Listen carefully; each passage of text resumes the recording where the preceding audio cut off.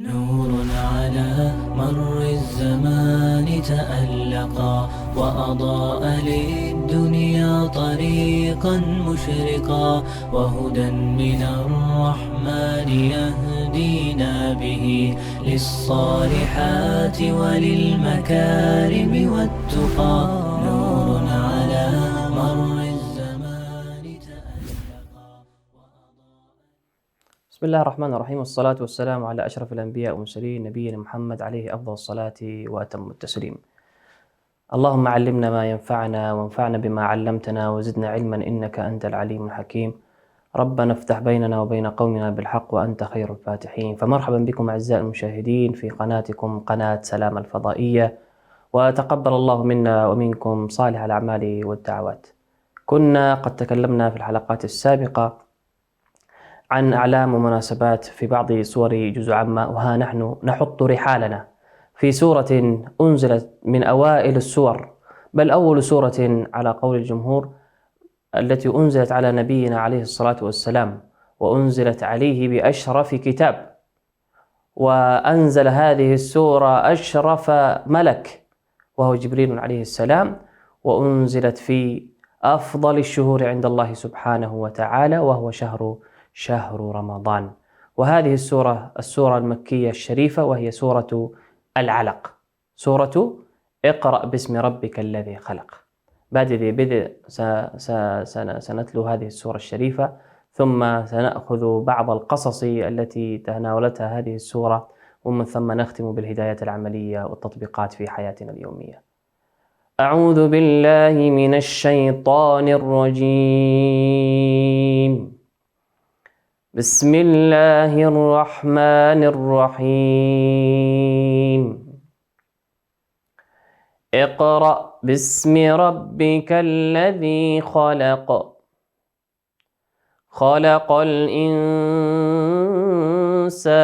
من علق، اقرأ وربك الأكرم الذي علم بالقلم، علم الإنسان ما لم يعلم، كلا إن الإنسان ليطغى أن رآه استغنى، إن إلى ربك الرجعى، أرأيت الذي ينهى عبدا إذا صلى، أرأيت إن كان على الهدى أو أمر بالتقوى، أرأيت إن كذب وتولى، ألم يعلم بأن الله يرى، كلا لئن لم ينته لنسفعا بالناصية، ناصية كاذبة خاطئة، فليدع ناديه، سندع الزبانية، كلا لا تطعه واسجد واقترب. هذه السورة بدأت ولها قصة مع نبينا صلى الله عليه وسلم، كما روتها عائشة رضي الله تعالى عنها وعن أمهات المؤمنين.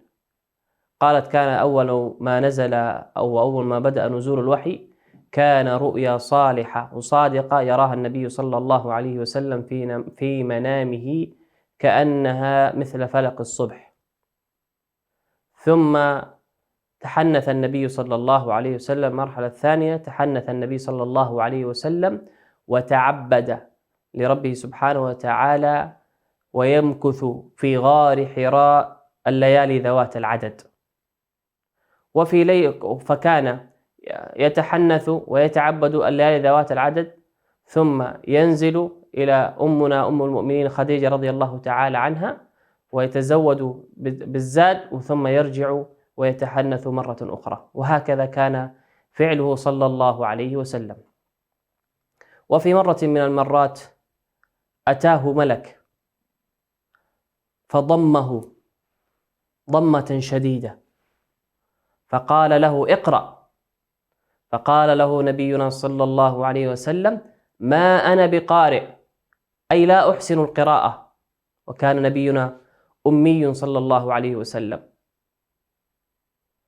فغطه وضمه مرة أخرى فقال له اقرأ، فقال له ما أنا بقارئ، ثم أرسله تركه، ثم غطه مرة ثالثة وضمه غطة شديدة فقال له اقرأ، قال ما أنا بقارئ، قال له اقرأ باسم ربك الذي خلق، خلق الإنسان من علق، اقرأ وربك الأكرم الذي علم بالقلم، علم الإنسان ما لم يعلم.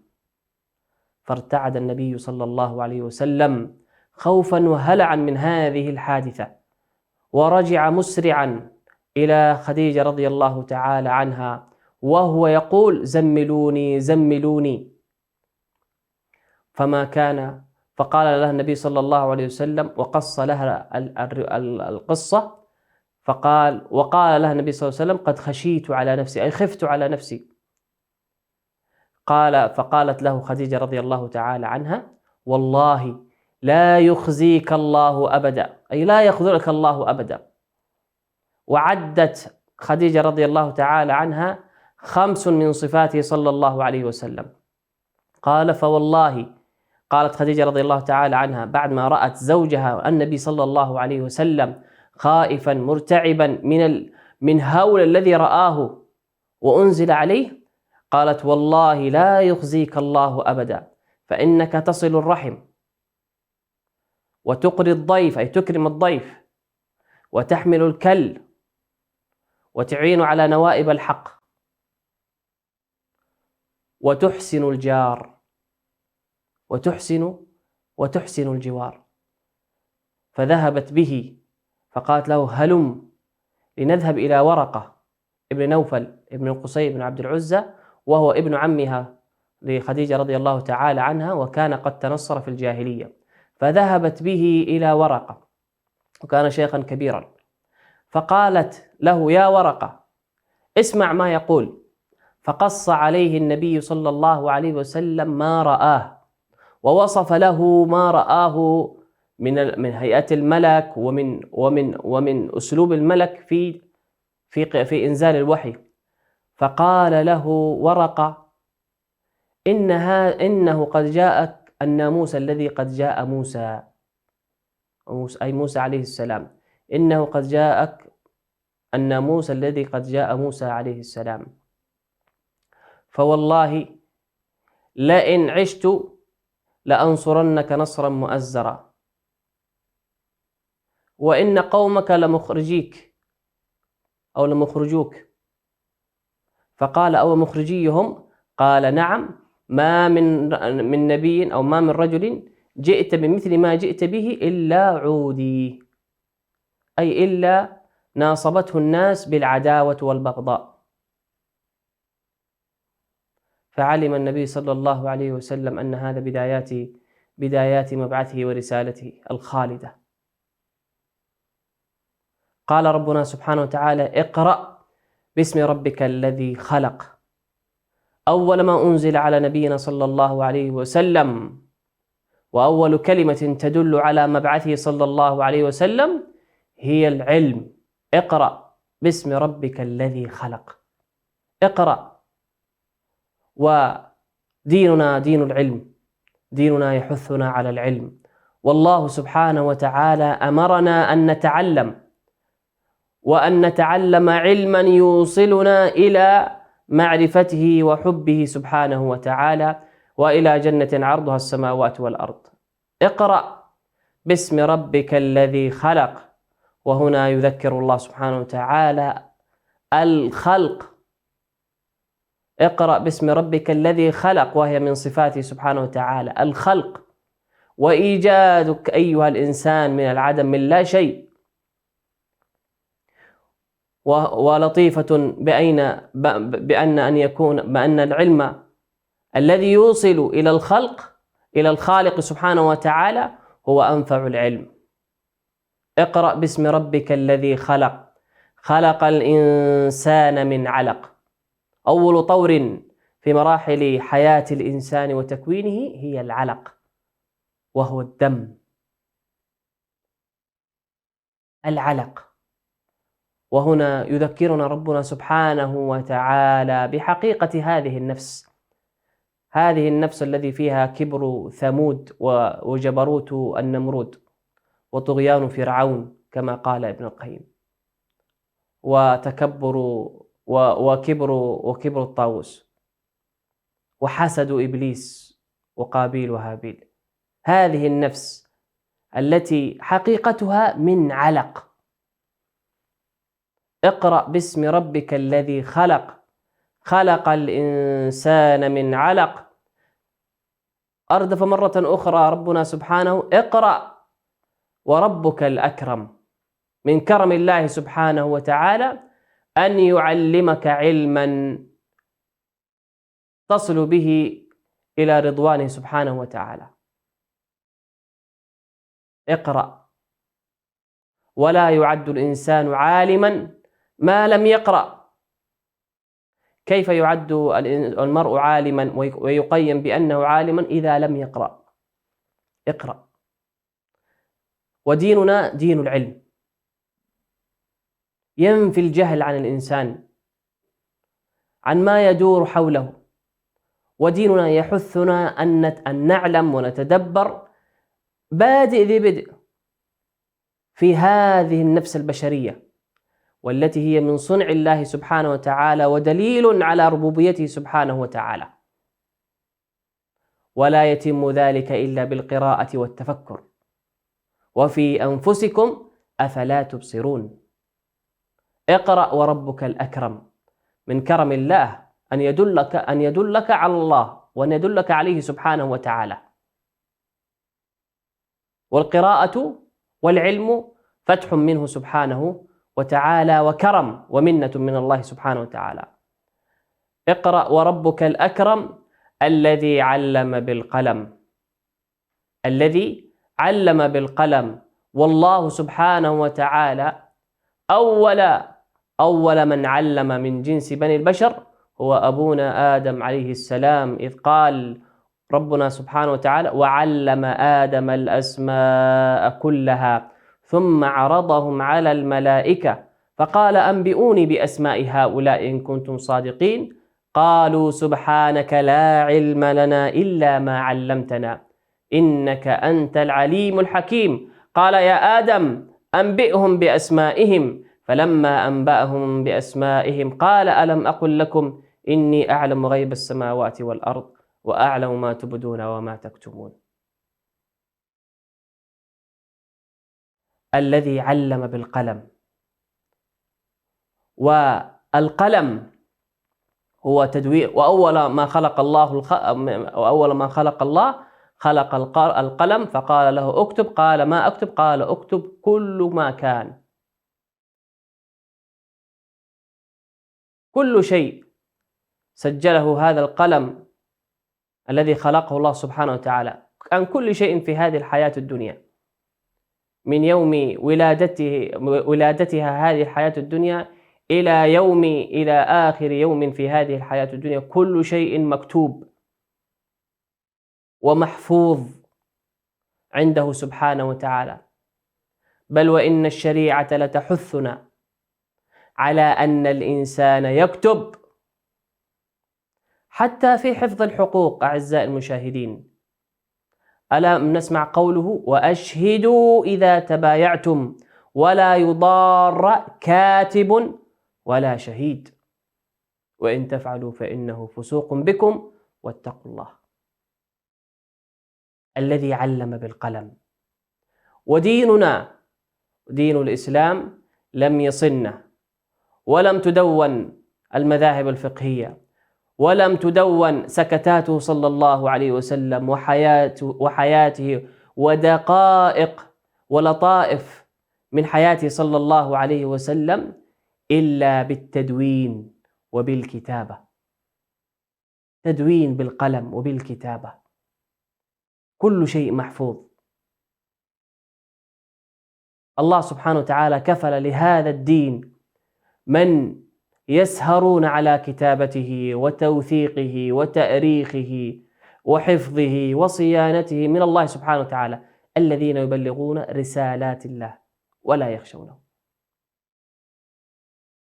فكان وأبسط ونضرب أمثلة من ذلك حرص الصحابة على كتابة حديثه صلى الله عليه وسلم وكلماته وسكتاته وصفاته الخلقية والخلقية صلى الله عليه وسلم، ومن ثم توثيق المغازي والغزوات، ومن ثم كتابة التاريخ الإسلامي كله، بل والمذاهب الفقهية والتي نتعبد الله سبحانه وتعالى باتباعها، كل ذلك مدون. الذي علم بالقلم، من علم؟ الله سبحانه وتعالى. من يسر وهيأ وصنع وأرشد الإنسان لصناعة هذه الأداة، وهي القلم، من الخشب ومن الرصاص ومن الحبر، لكي يدون على الورق ولا على الجلود ولا على الخشب ولا على الألواح، وذلك حفظا وصيانة لهذا الدين ولهذا التشريع. ربنا يسر كل شيء خلقه ثم هدى. علم الإنسان ما لم يعلم. الإنسان مهما أوتي من علم فهو من علم الله سبحانه وتعالى، وفوق كل ذي علم عليم، وفوق كل ذي علم عليم. ولا يصل الإنسان إلى منتهى العلم، لأن علم الله لا يحيطه شيء ولا ينفذ. علمه سبحانه وتعالى قائم بذاته سبحانه وتعالى، فهو العليم القدير. علم الإنسان ما لم يعلم، وقال امتن على نبيه وعلمك ما لم تكن تعلم وكان فضل الله عليك عظيما. ومن ظن أنه قد علم فهو قد جهل. علم الإنسان ما لم يعلم. لننظر أعزائي المشاهدين، من علم الإنسان لصناعة الطائرات والتي هي في الجو بين السماء والأرض، يغدو الإنسان بها صباح مساء من دولة ومن مكان إلى آخر. من علم الإنسان في دقائق صنع هذه الطائرة؟ من علم الإنسان في دقائق صنع السفينة والتي تبحر بالأطنان من البشر ومن الآلات ومن المواد ولا تغرق إلا الله سبحانه وتعالى. علم الإنسان إلى حياتنا في هذه الدنيا وإرادة الله سبحانه وتعالى في تيسير أمورنا في هذه الحياة الدنيا. من علم الإنسان والكائن البشري ليصنع هذا التيسير إلا الله سبحانه وتعالى. علم الإنسان ما لم يعلم. كلا إن الإنسان ولكن الإنسان ليطغى أن رآه استغنى. غاية الطغيان أن يظن العبد بأنه يستطيع الاستغناء عن الله سبحانه وتعالى، ومن ظن ذلك فقد افتقر. من كان مع الله كان كل شيء معه. من وجد الله وجد كل شيء، ومن فقد الله فقد كل شيء. من وجد فماذا فقد، ومن فقد فماذا وجد. من يظن أنه أن رآه استغنى، من يظن أن الاستغناء عن الله سبحانه وتعالى سييسر أموره، فإنه ربنا سبحانه وتعالى ييسر أموره للعسرى. قال ربنا سبحانه وتعالى عن ذلك: والليل إذا يغشى والنهار إذا تجلى وما خلق الذكر والأنثى إن سعيكم لشتى فأما من أعطى واتقى وصدق بالحسنى فسنيسره لليسرى وأما من بخل واستغنى، بخل بماله وظن وشح، وأما من بخل واستغنى وكذب بالحسنى، كذب بلا إله إلا الله وهذا الدين، فسنيسره، ربنا سييسر له العسرى، فسنيسره للعسرى وما يغني عنه ماله إذا تردى، إذا سقط للهاوية، هاوية الدنيا وهاوية الهلاك وهاوية العذاب، إن استغنى عن الله سبحانه وتعالى أو ظن برهة أو لحظة بأنه يستطيع أن يستغني عن الحي القيوم الذي لا تأخذه سنة ولا نوم، الذي قال كل يوم هو في شأن. ربنا سبحانه وتعالى قيوم، له ما في السماوات وما في الأرض. أن رآه استغنى. كيف يستغني العبد عن الله سبحانه وتعالى وهو لا يستطيع أن يتحرك إلا بأمر الله، لا يستطيع أن ترمش عيناه إلا بأمر الله سبحانه وتعالى وإحاطته وعلمه سبحانه بهذا العبد. له معقبات من بين يدي هذا العبد يحفظونه من أمر الله. كيف يستغني عن الله سبحانه وتعالى؟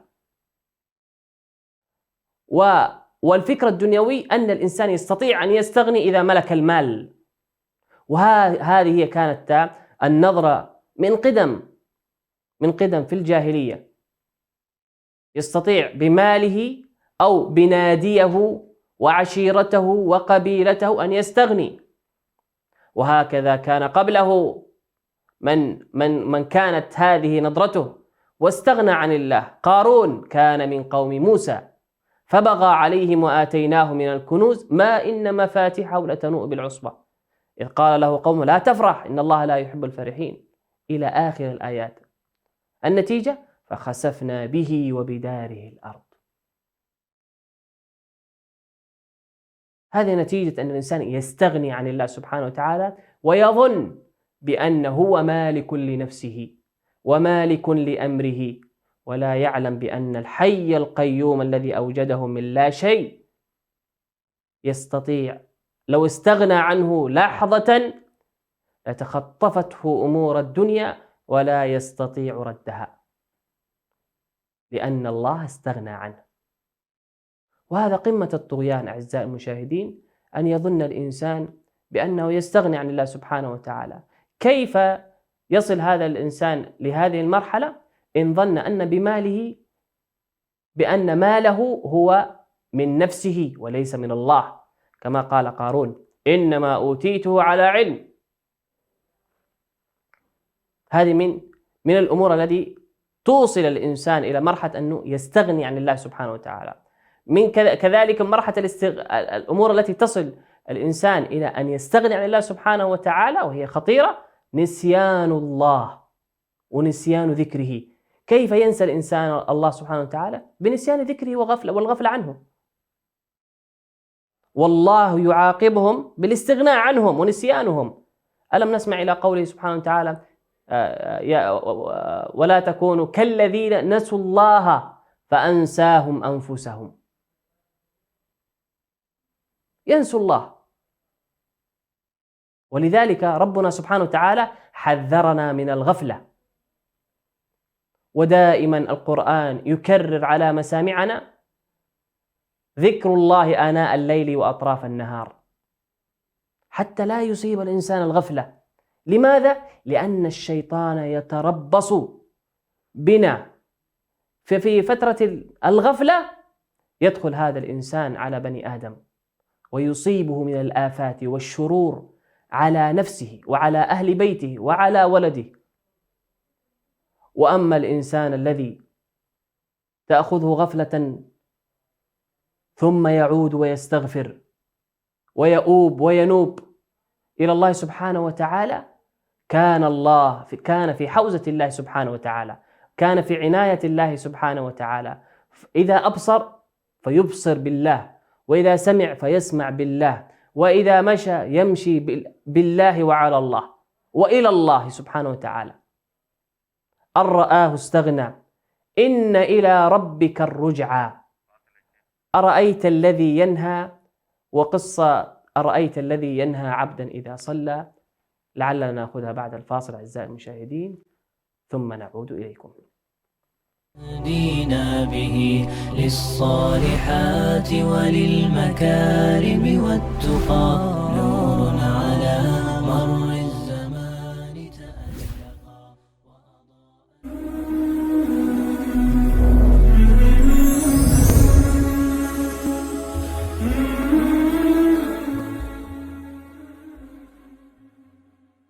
دائما ما نحرص على الاستماع إلى القصص والحكايات. فرسان شجعان، حيوانات ساحرة، وروايات من أماكن مختلفة، مجموعة من القصص والحكايا الخيالية نحكيها لكم بأسلوب شيق وسهل، ونأخذ منها الدروس والعبر في برنامجكم يحكى أن، مع صديقكم عبد السلام ناصر وموفق ناصر، على شبكة سلام الإعلامية.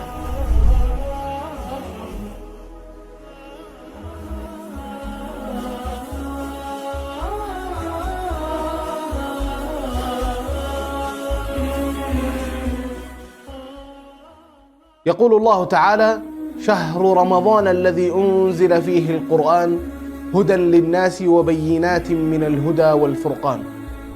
منهن من لجأ إليها النبي صلى الله عليه وسلم بعد أن جاءه الوحي لأول مرة قائلا: زملوني زملوني. ومنهن من لقبت بذات النطاقين لما أعانت به النبي صلى الله عليه وسلم وصاحبه لما أن كانا مهاجرين. ومنهن من لما النبي صلى الله عليه وسلم صحيفة كسرتها في حضرته وهو يقول: غارت أمكم غارت أمكم.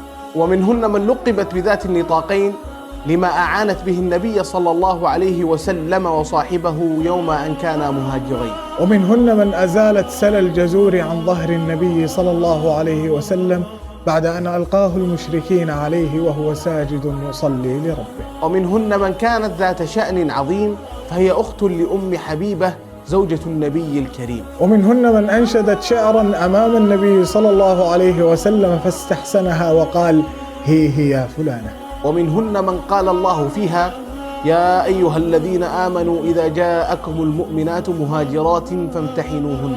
كلهن صحابيات جليلات، لنتزود وإياكم من سيرتهم العطرة عبر المسابقة الرمضانية الكبرى صحابيات، والذي يعود إليكم بموسمه الثاني عبر شبكة سلام الإعلامية، والذي يأتيكم في شهر رمضان المبارك من يوم الاثنين وحتى يوم الجمعة. فنسعد بتواصلكم ونشرف بسماع أصواتكم، فكونوا على الموعد.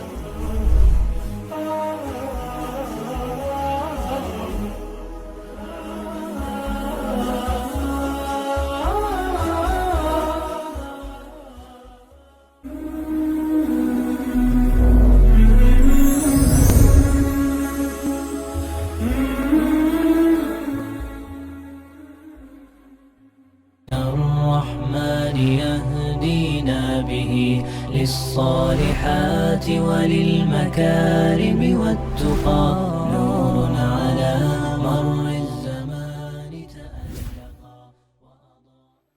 بسم الله الرحمن الرحيم، والصلاة والسلام على أشرف الأنبياء والمرسلين نبينا محمد عليه أفضل الصلاة وأتم التسليم.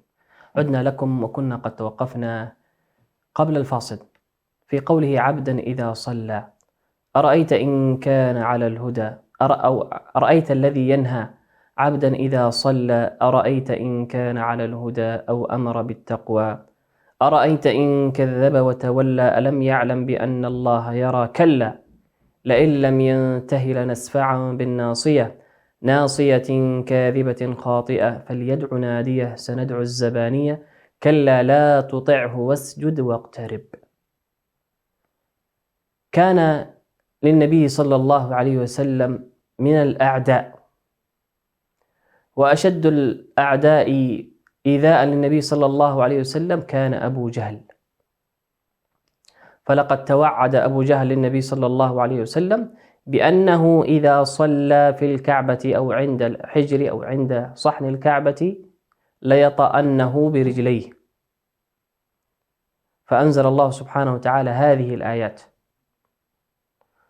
وأثر كذلك بأن أبو جهل أتى إلى النبي صلى الله عليه وسلم وقال له: ألم آمرك بألا تصلي عند الكعبة؟ فزجره النبي صلى الله عليه وسلم، فقال له النبي صلى الله عليه وسلم: ائتي بناديك. فأنزل الله: سندعو الزبانية، فليدع ناديه سندعو الزبانية.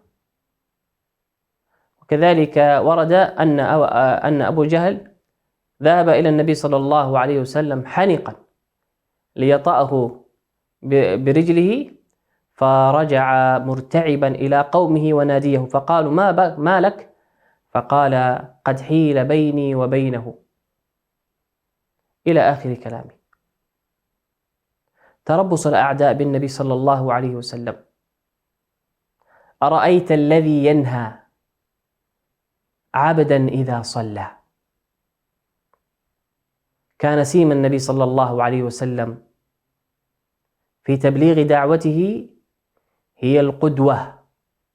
من سيما دعوته وخصائصها هي القدوة، هي الدعوة بالعمل. عبدا إذا صلى. كان نبينا صلى الله عليه وسلم في بادئ البدء، في بداية دعوته صلى الله عليه وسلم، كان يطوف ويصلي، وكل قريش ترقب النبي صلى الله عليه وسلم، فمنهم من يلمزه، ومنهم من يشتمه، ومنهم من يصفر، ومنهم من يسبه، بل تعدى الأمر إلى أن يضعوا على ظهره الشريف سل الجزور، بل تعدى الأمر إلى أن أخذوا بتلابيبه وزجره بأن يدع عبادته في هذا المكان من صلاة وطواف، بل تعدى الأمر إلى أن ضربوه وأدموه صلى الله عليه وسلم، حتى أتى أبو بكر الصديق رضي الله تعالى عنه يستنقذه منهم. كل ذلك عبدا إذا صلى. هذا الذي يؤثر في المدعوين، هذا الذي يؤثر في غير المسلم، عبادتك وصلاتك. ومن أخص العبادات هي الصلاة، لأنها عبادة ظاهرة. عبدا إذا صلى. ووصف الله سبحانه وتعالى نبيه بتمام وخالص العبودية: عبدا إذا صلى. ونبينا صلى الله عليه وسلم لا يثنيه ولا يفت عزمه إيذاء قريش له صلى الله عليه وسلم. أرأيت إن كان على الهدى أو أمر بالتقوى، أرأيت إن كذب وتولى. وهذا نداء كان لهؤلاء الكفار. ألم يعلم بأن الله يرى؟ هؤلاء الكفار الذين يعبدون الأصنام والأوثان ويعلمون أن الذي خلقهم في السماء، ولكنه لا يخافونه ولا يخشونه، بل يخشون الناس كخشية الله أو أشد خشية. ألم يعلم بأن الله يرى؟ هذا أبو لهب أبو جهل. ألم يعلم بأن الله يرى؟ بل وصل به الأمر إلى أن يتفاخر بناديه، بعشيرته وقبيلته، وكانت حول الكعبة نوادي قريش ومجالسهم وأماكن تجمعاتهم، كل قبيلة لها مجلس خاص بها ويتفاخرون. ومنهم من يكون شقيا ويؤذي النبي صلى الله عليه وسلم كالهالك الشقي، ومنهم من كان يسب، ومنهم من كان يشتم. هكذا كانت الحياة في صحن الكعبة. في بداية دعوته صلى الله عليه وسلم.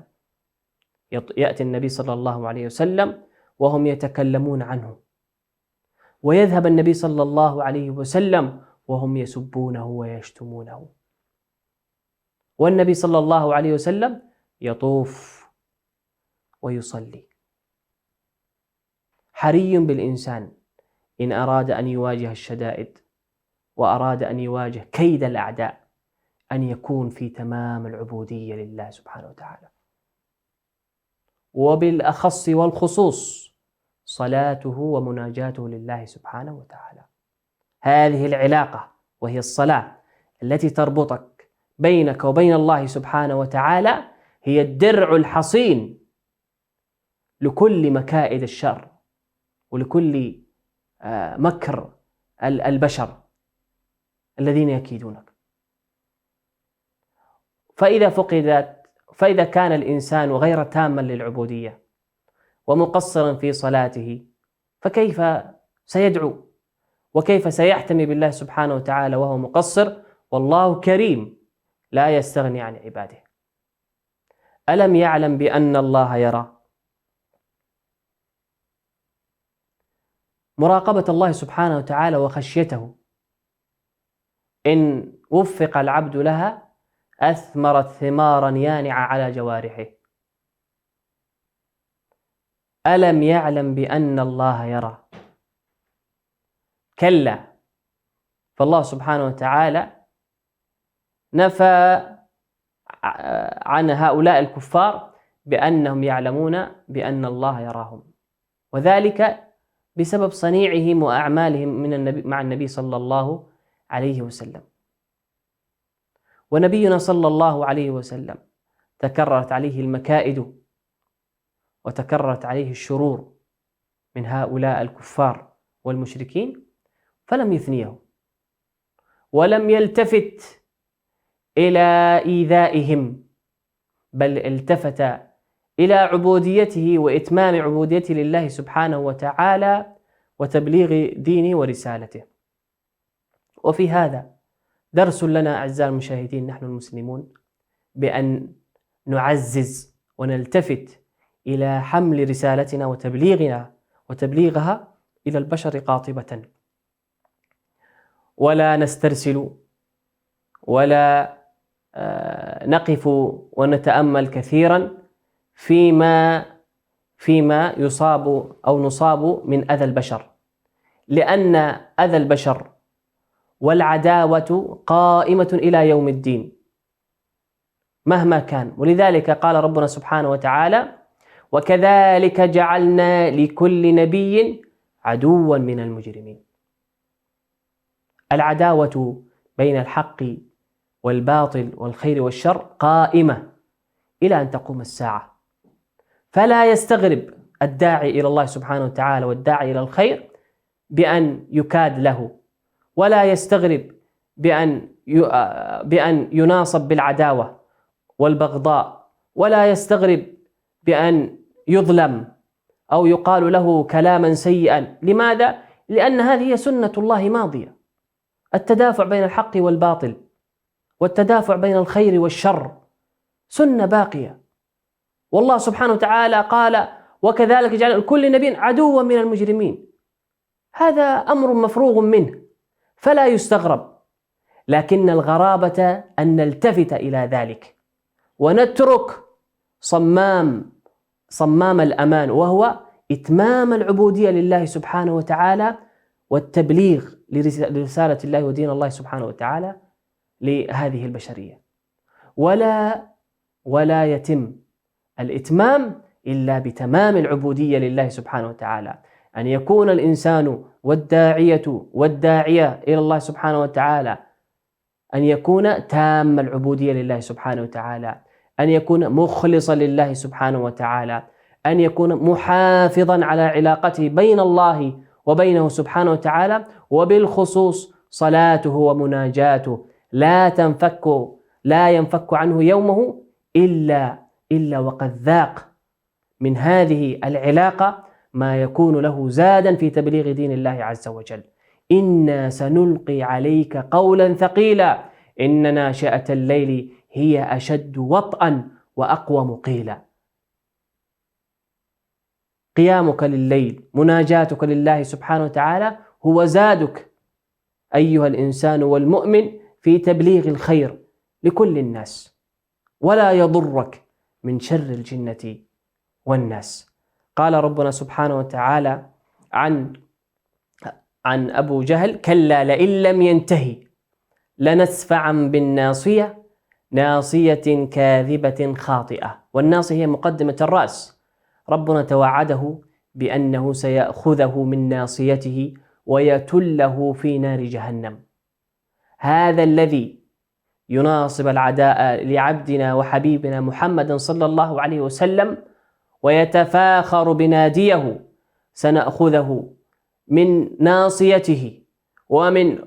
قال وفي آية أخرى: يؤخذ المجرمون بالنواصي والأقدام، يأخذهم الله سبحانه وتعالى ويتلهم في نار جهنم على نواصيهم. قال ربنا ويرد كذلك على تفاخر هذا الكافر فيقول: فليدع ناديه، أي يا محمد لا تخف من ناديه ومن عشيرته ومن قبيلته، فليدع ناديه. سندعو الزبانية، والزبانية هم ملائكة العذاب. هو يا محمد هو له نادي، ونحن سندعو الزبانية ملائكة العذاب تأخذهم.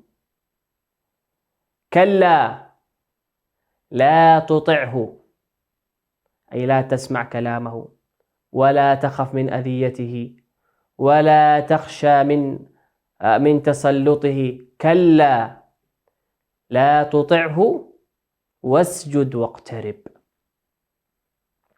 ربنا سبحانه وتعالى يبعث اليقين في قلب عبده صلى الله عليه وسلم من تسلط هذا الكافر وناديه، ومن تسلط قريش. قال ربنا: والله يعصمك من الناس. لا تخف يا محمد، والله يعصمك من الناس. وكلمات ربنا سبحانه وتعالى وبث روح الأمل واليقين بالله سبحانه وتعالى في أداء رسالته، والتي يكتنفها من الشدائد والمصاعب والأذية ما يعلمه هو سبحانه وتعالى. هو يقول لهم ربنا عز وجل: كلا لا تطعه. هل قال ربنا سبحانه وتعالى هل ناصبه بالعداوة كما هو ناصبك؟ هل قم له يا محمد وتشاجر معه؟ أبد. قال ربنا: لا تطعه، لا تسمع كلامه، لا تلتفت له، ولكن اسجد واقترب، أي أتمم يا محمد عبوديتك، وانشر رسالة العبودية في ذلك المكان وفي تلك البقعة. لا تطعه واسجد واقترب. وربنا قبل قال: عبدا إذا صلى.